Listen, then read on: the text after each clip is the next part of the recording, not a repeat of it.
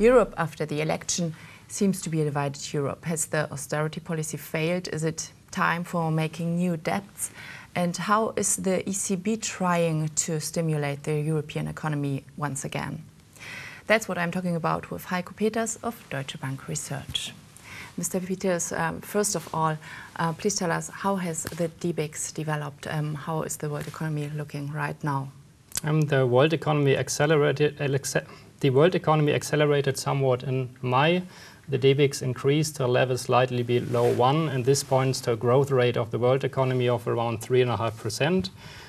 By regions, we saw especially an improvement in the US after the weak Q1 numbers. Now we see an improvement of the economic situation. In Asia, we saw also an improvement in sentiments, and the Japanese economy and also the Chinese economy saw an increase in the sentiment indicators.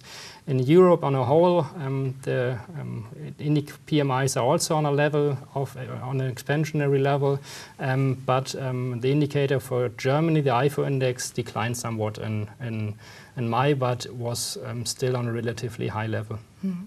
Nevertheless, the European countries have left the recession behind, but the elections in Europe have shown a lack of unity. What do you think? Has the austerity policy failed in Europe?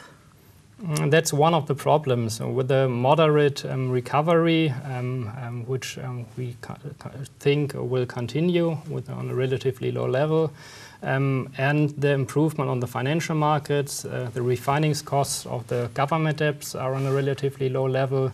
We think with all these improvements on the financial market, on the real economy, the willingness to really keep onto the reform path of the last couple of years is declining. And you can see it by the announcement of, for example, France and Italy. They announced they would like to have higher deficits that would exceed the agreed level. And these are, from a medium-term perspective, this is a really worrisome development. Yeah.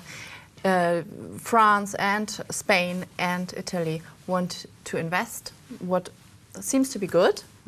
Investments in the economy, but these investments they want to finance it by new debts. Is there anything what could convince them to go back to the structural reforms? Yeah, with a relatively high unemployment rate and the weak economic development in these countries, the politicians would like to implement more stimulus measures, and that's a problem at the moment. If we look at what they're talking about, it's normally debt finance government investments, and these normally have only a positive, relatively short effect. And then afterwards, after the short-term stimulus, then you see only a higher debt level, and this is not a very good development for these countries. They should stick to the rebalancing of the economies to implement more structural reforms. Once again, the European Central Bank has lowered the benchmark interest rate to 0.15%. This is like coming from a low to a very, very low interest rate. Can the economy really benefit from this measure? We think that the overall effects of the package the ECB announced are relatively small. They should increase the credit development in the peripheral countries and should further give a stimulus for the whole euro area, and should lower the exchange rate, and then should also increase the inflation rate. But on a whole, these measures, what the ECB announced, can only work if it's additionally that the countries stick to the reforms. We will talk about the measures of the ECB later on, of the new big bazooka of Mr. Draghi. And you can watch this interview on dw.de/English/Made in Germany. Können wir direkt die Antwort nochmal machen?